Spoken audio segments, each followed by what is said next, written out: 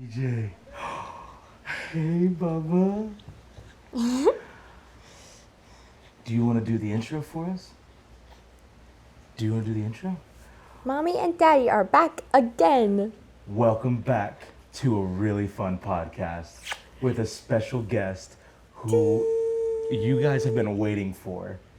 DJ. Yay! Well, welcome back, guys. It's been... Our last one that we did was... At least 4 months ago. Well, no, because I remember the last one we did, you were pregnant. Right, at least 4 months ago. Oh, at least 4 months. I was saying because DJ is almost 4 months old. 4 months old. Isn't that right? Yeah, that's right. Yes, it is.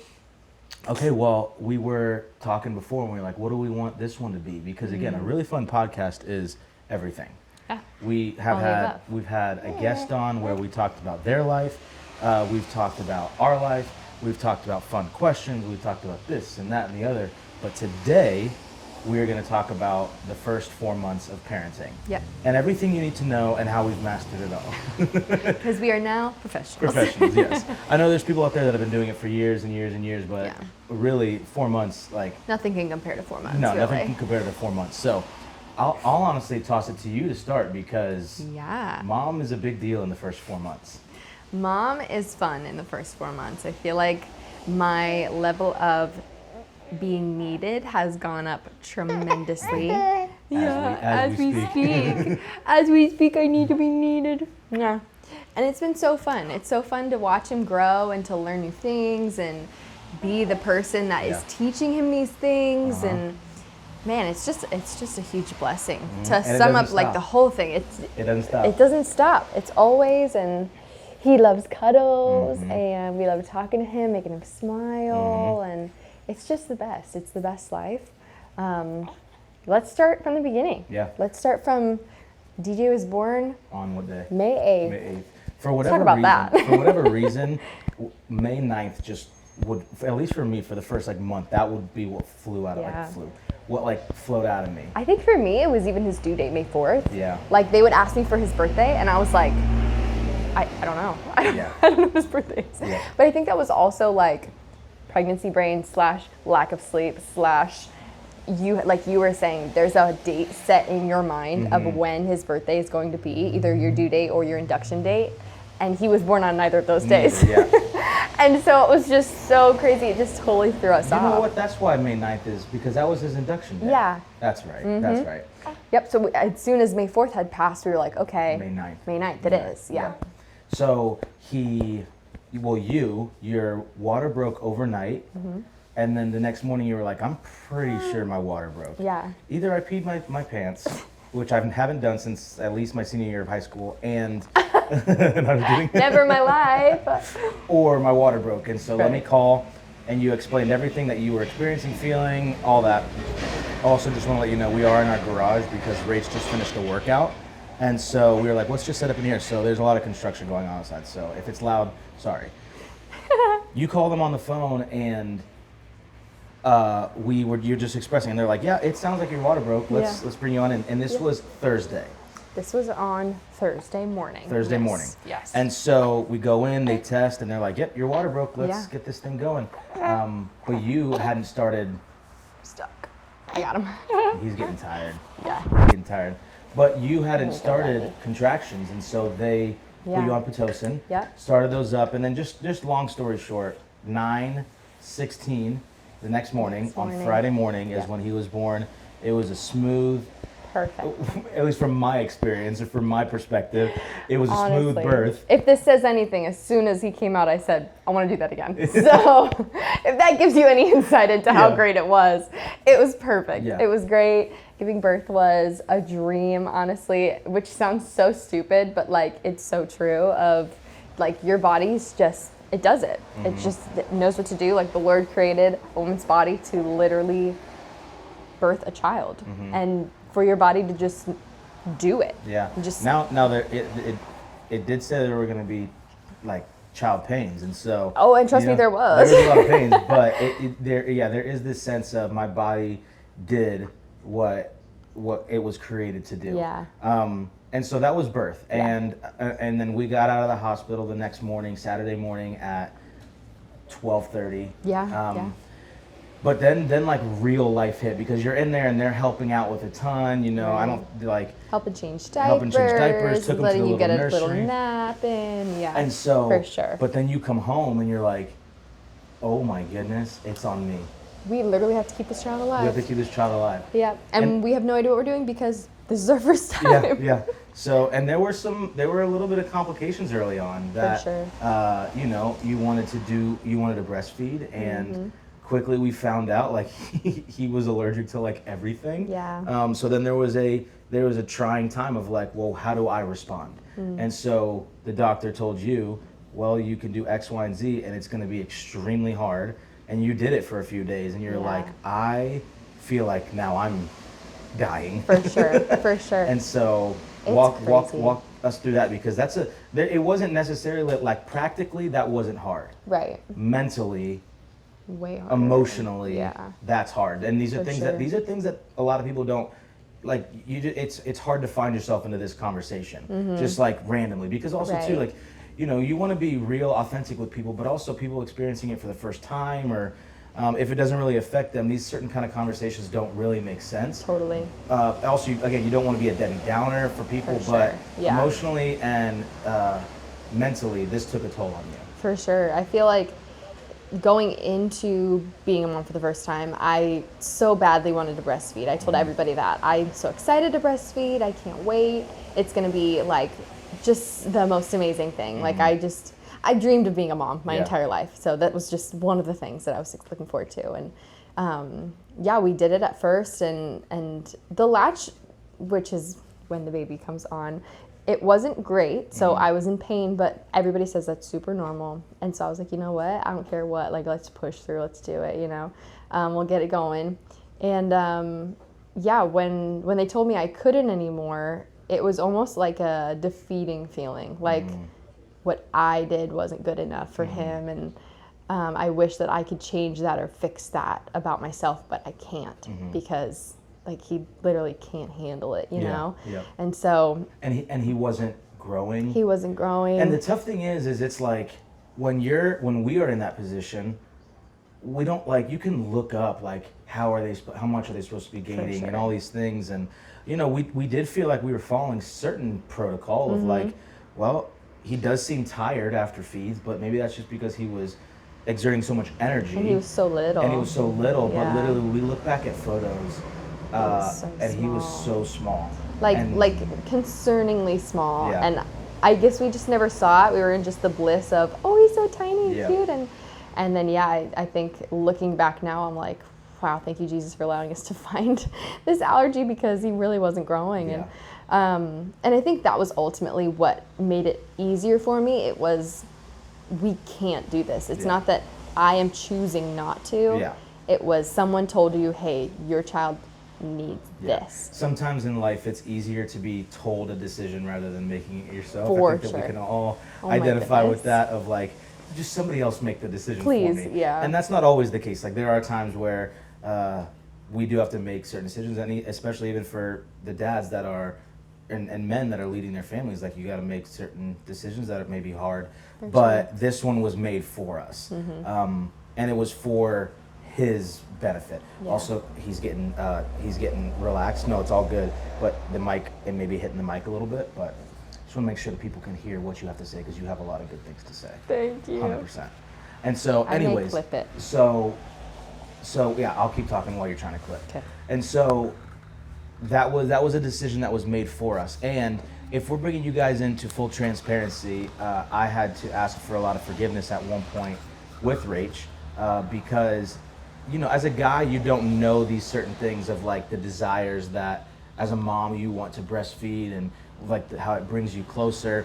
But yeah, I started realizing, I was like, yeah, he's not getting bigger, all these things. And they had, I think at one of the visits, they had teased like maybe formula and all that stuff. They just said you may have to supplement if you're breastfeeding. You may have to do like a bottle here or there. Yeah. But there was one time where it was and you're sleep deprived at certain times early on, because we'll get to DJ sleep here in a sec, and I contribute it all to mom. And so we were stressed, all this stuff, and I lashed out. I lashed out at Rach, and basically was like, it feels like you're choosing yourself over him. And that was so not right.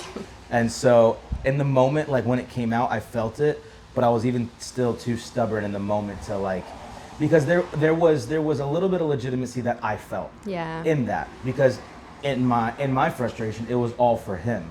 Yeah. But again, there are just certain things you should not say to a 1 month postpartum woman who is absolutely grinding. Who is breastfeeding and not sleeping and all of it. And so just some food for thought for those of you that are about to be there, eventually will be there one day, that I look back down, I'm like, that was absolutely insane of me to do and that. there is no free pass per se, but like, remember, you are also sleep deprived. Yeah. You are also trying to figure it out. You're trying to figure out, okay, how can I even be sorry, but of use right now, because I can't feed him. Yeah. Oh, I man. can change him, That's a and I whole can wash thing. bottles That's and a whole whatever. thing when it comes to the guy and the Yeah. dad. And this is one, especially when it's your first. And this is I say this in jest, but you lose your best friend for a sec, because they are no longer.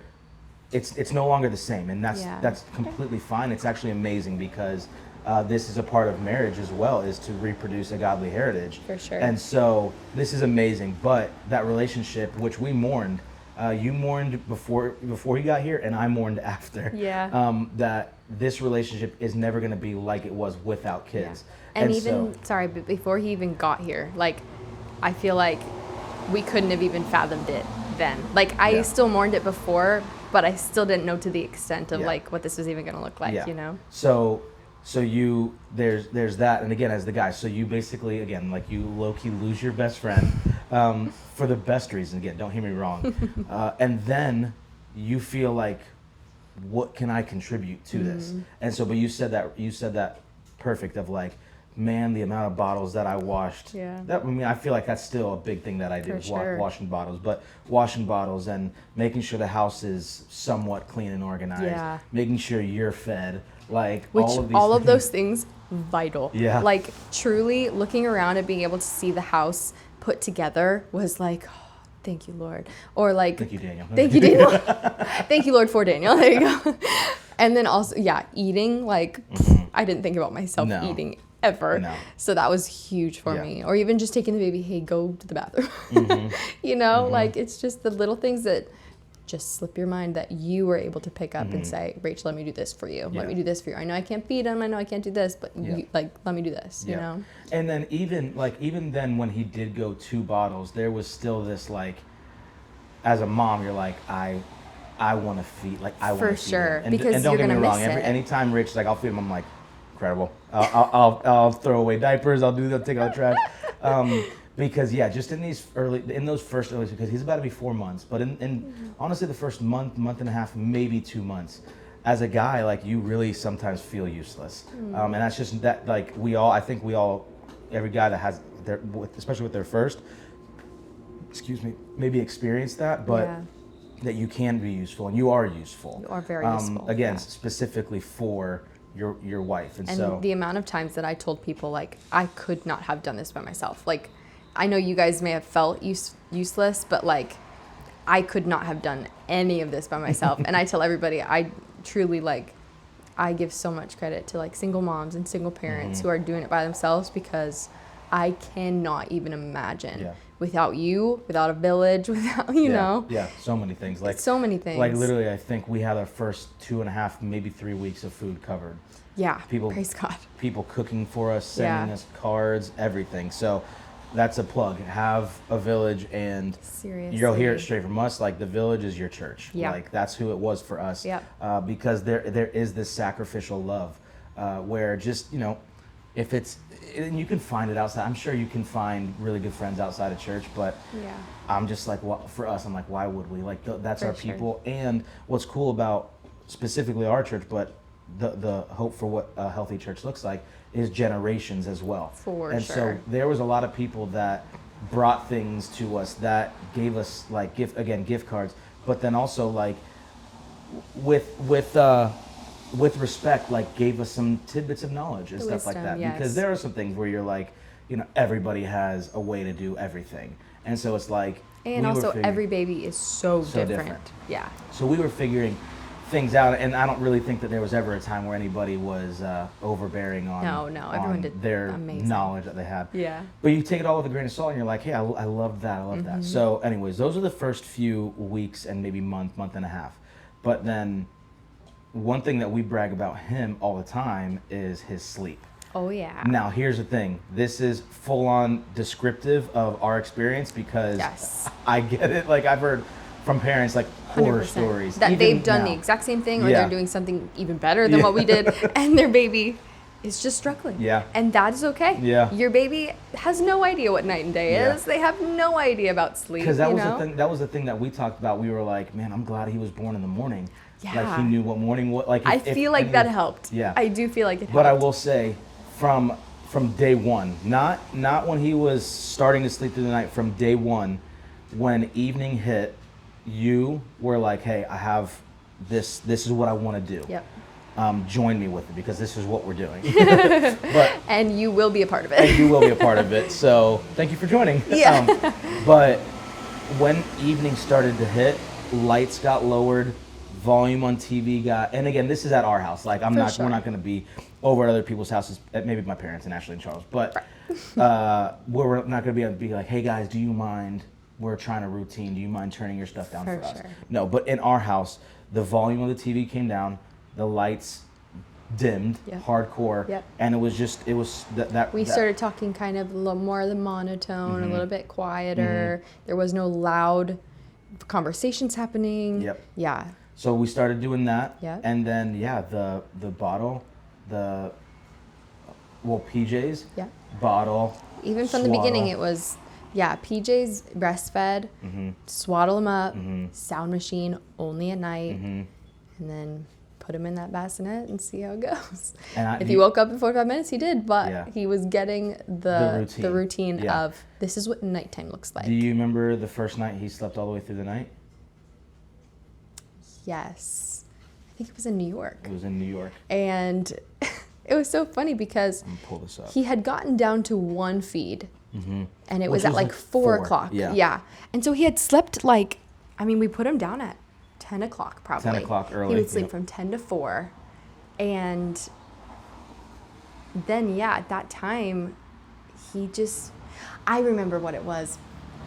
At the 4 o'clock feed, I reached over because his eyes were still closed. And usually if he wants to eat, his eyes will open and he'll be awake.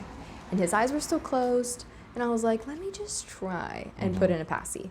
I put in his passy and he fell right back asleep and then did not wake up until the next morning, probably 6:30. And I was like, no way. June 29th. June 29th. So little man was a month and 3 weeks, which is crazy. Yeah. Especially that it wasn't even in his own house. Yeah. It wasn't his normal sound machine. It was my phone sound machine. And that's just a test. Yeah. Routines work, baby. They work for us, for him. For us. Try it, routine. And I think we all like routine. For sure. But especially someone that like him, and even as he gets older, and for anybody, it's just routine is such a good thing. And again, we've broken it a little bit, but we've kept the routine at other places. For sure. So when we are over at my parents' house, we bring over the sound machine, we bring over a sleep sack, is that what it's called? Yeah, a little swaddle sleep sack. Yeah, we bring that over, and right around that 8:30 to 9:30, somewhere in there, based on his morning feed. For sure. We do the routine, and so it's been helpful for us because we've been able to, and it's not even 4 months yet, but even in these first 3.5, almost 4 months, we've been able to come back down and have ice cream together, watch show. So I think that it's a twofold importance. One, it's for him, and then two, for us as well. Sure. And so just get that time back. Yeah, to get the time back. Yeah, so routine's been vital. For sure. About a month in was his first smile. Yeah. That was wild. That was the most joyous moment I think we've had. Yeah. It was so pure and precious. And to watch him smile at you for the first time, like that was just like, oh, your heart just bursts. And it was just so sweet. Like I vividly remember it, and it was just so awesome. It was right on our couch. It was in the morning. I remember it was beautiful. And then ever since then, like one of the things that whenever anybody meets him or just sees him is they're just like, he is the most smiley baby. So happy. And I will say, like, all the time we are in his face smiling. So like he sees you really it. Didn't have a choice. You know, not in this family. I'm like, no, not in our families. Like we loved the smiles and stuff like that. Smiles. And so he's a big smiler. He's a big smiler. He's just so fun. Like and then when would you say he started laughing? Probably 2.5 weeks ago. Yeah, like full on laughing. Yeah. And even I feel like now he reserves that one a little bit. He does, and I feel like even he's got a little more to give. Yeah. Like I don't know if we're fully there. I hope we're not there. I hope we're not. I feel like there's more. He'll hold back, and his stomach will get really tight, and then he won't let it out. But he's just a joy. Yeah. When he's awake, he's happy and smiling, and that was one thing I was, to be totally honest, I was really nervous about, because for a while there, when he was awake, he was unhappy and would cry. And I think it was because of all the stomach things that we just didn't know about.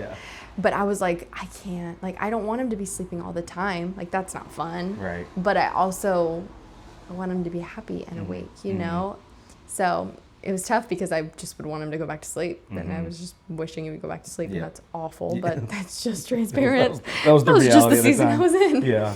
But now he falls asleep on my shoulder, and we're talking, and that was because that's the other way. thing, is it's like to not, at least again, this is our routine, to not get too quiet throughout the day. For sure. Like hear the noises. I mean, there's literally construction going on outside in our front yard right now. They're building some houses, but to know about that sound and be okay with it. Yeah. And what are some other things? I mean, he has your hair color. Like he has my he hair has color. he has red hair, blue eyes.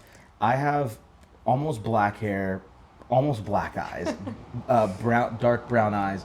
And when he popped out, I was like, "Rach, she has red hair," and she's like, "No way!" I was like, "Yep, he does, 100%." So I will say though, from nose down, all you. We were looking at baby pictures of him a couple days ago, and your mom even said she wants to get a couple more out just to really be sure. But for sure, that part of his face is all you. DNA is a crazy thing. It's so crazy. It's a crazy thing. And so, you know, he's only almost 4 months, but we're already talking about, like, is the next one gonna look like him? Is the next one gonna have red hair? Are they all gonna have red hair? All gonna have red hair. I will be blown away. I will be shocked. If they all have red hair. Utterly shocked. Now I say that, and now they're all gonna have red For hair. sure. We even said that though when we were pregnant, when I was pregnant, with him is literally like, the odds of him having red hair are slim to none. And I was like, I bet you he's gonna be Daniel's twin. That's literally what I said to everybody. I bet you he's gonna be Daniel's twin. And he came out, and I was like, well, he actually has literally red hair. and early on, I think because maybe like, I don't necessarily, and people may be disagree if I say this, but I don't think either one of us has like strong features. Yeah. I feel like we're very like. Yeah, I don't think there's chill with our anything that like features. really stands out. Right. You know what I mean? I mean, we're both beautiful. Like, I think Thank you're you. beautiful, and I think you think I'm beautiful. I think you're beautiful. Beautiful. I think that's the first time you've ever called me beautiful.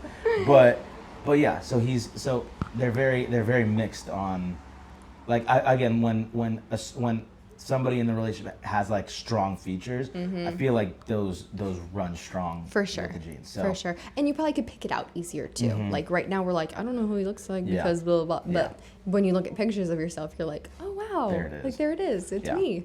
So that is also super cool. Literally my hair in your face. Yeah. It's so sweet. That I is just crazy. like that is just the perfect combination in my head, you know? Or opposite, my face, your hair, you know? The next one. They both work. I was about to say, because your face is beautiful too. Oh, but anyway, so we're coming up on 4 months, and these are just some of the things that we've been a part of. There's such thing as, people say, a happy spitter. TJ does spit up quite a bit. Quite a bit. We got some procedures done in the mouth to help it, and we're still waiting on them to come waiting through. to kick in. But when we go to the pediatrician, these are the things that they are looking for. Yeah. Poopy diapers pee diapers and gaining weight. At a good rate. At a good rate. And because he was not He was gaining weight, but not at a good rate. It was like 1 ounce every week. It was so An bad. ounce a week? Oh, it was bad, babe. Oof. It was really bad. It was Yeah, really bad. anyways, All right, so- maybe every 4 days. max. But anyways, poopy diaper, pee-pee diaper, and gaining weight, and those are the things that are going on. And yeah, at our checkups, they're like, yeah, he's looking good. And I'm curious if they were just like early on that they're like, we're just waiting. Like he hasn't hit the threshold yet where we're like the most concerned. Yeah. But it was getting close. For sure, it was getting close. Especially when we look sure. back at certain photos. Oh my goodness! And also I literally was like, rate, why did nobody tell me earlier? and also like the rate of like other babies. Yeah. Where it's like, why are they all gaining? Truly. Yeah. After we had him, I would look at other babies that would come out, and I would see how small they were. Like, they're so cute. And then a week later, they'd look as big as DJ was, and I was like, oh my goodness, my baby is 3 months old, and your baby looks like they are 3 months old. Okay, cool. Awesome. So, anyways, trial and error. Yes. Figure it out and have a good system around you. And truly, like, trial and error. Mm-hmm. Like, talk about it with your spouse. Talk about things that you're like, I don't know if this is good. I don't know if this is bad. Maybe we talk to the doctor. Maybe we just bring people in, like, figure it out. Don't just kind of push it off and be like, well, it'll happen when it happens or whatever, But, like, truly, Excuse me. the hardest, most amazing 4 months of our lives.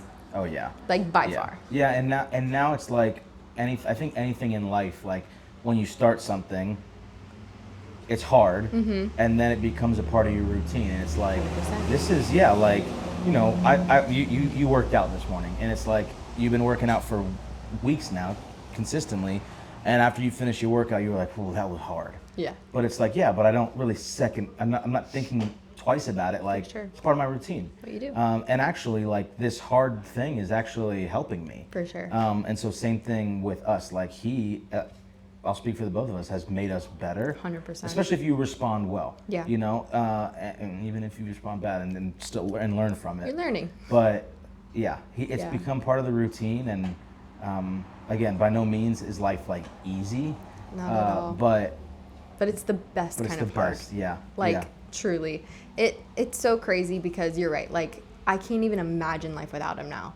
So he's part of our routine, but he's like the best part of our routine. We were talking the other day about, I think we were getting ready to go somewhere.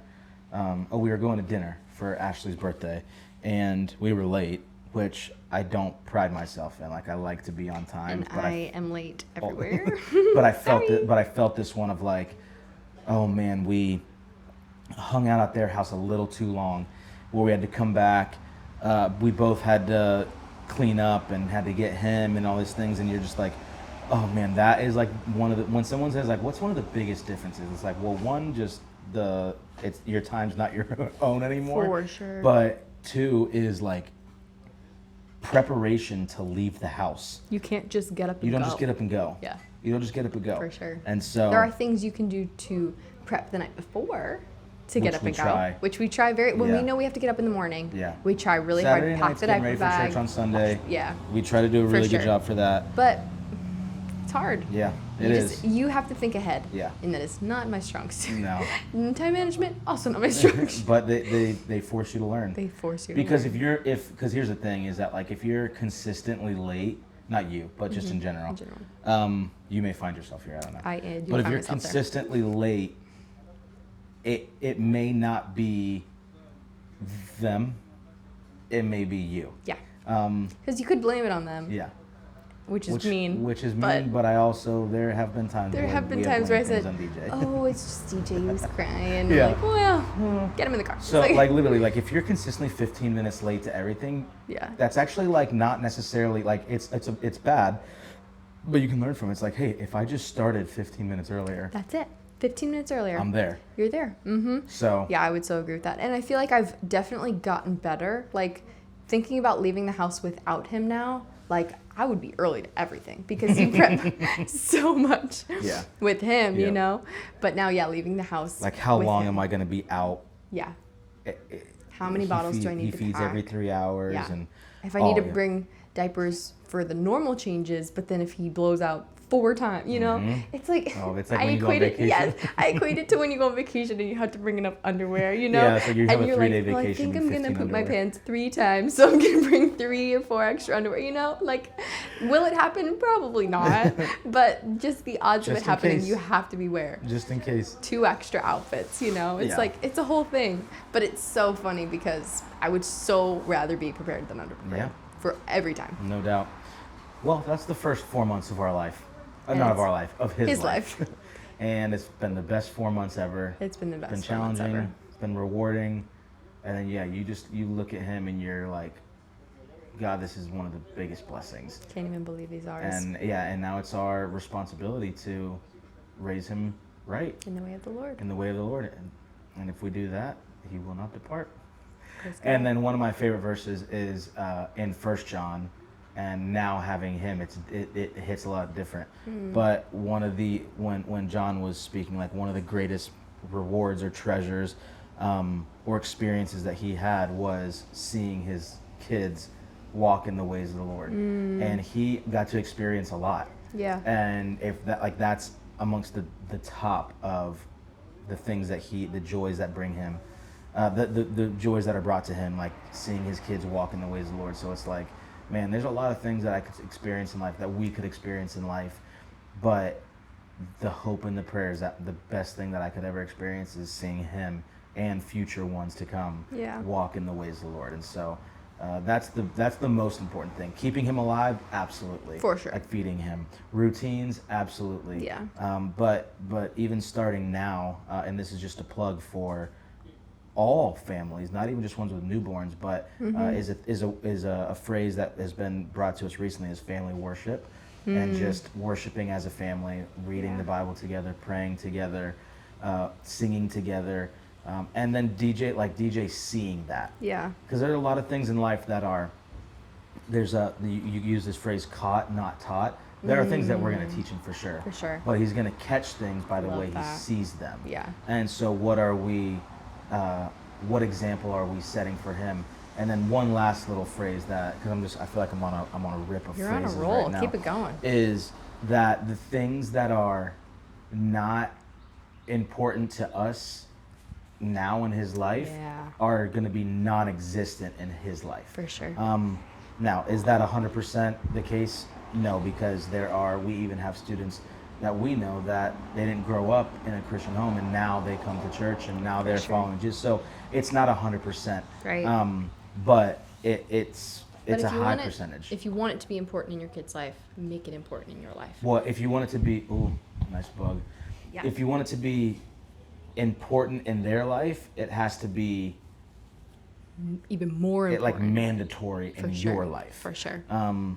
Because that's a lesson that they are seeing in you. And so what are those things that you're doing? 100%. Alrighty, that's all we got for you guys today. We are by no means experts at all. Even though we like to claim that we are, we promise we really are not. No, Again, do I pat ourselves on the back that he sleeps through the night? Absolutely. Is that all him? Probably. And if yours isn't, is that on you? Probably not at all. Is it probably on them? Probably. Yes. And so don't beat yourself up. Don't get too high on a horse for your kids. Don't compare your baby to our baby. We won't compare our baby to yours. Every baby is so different. Give yourself grace. You're doing incredible. Absolutely. Well, that was a really fun podcast, and I hope you join us on the next one. Bye.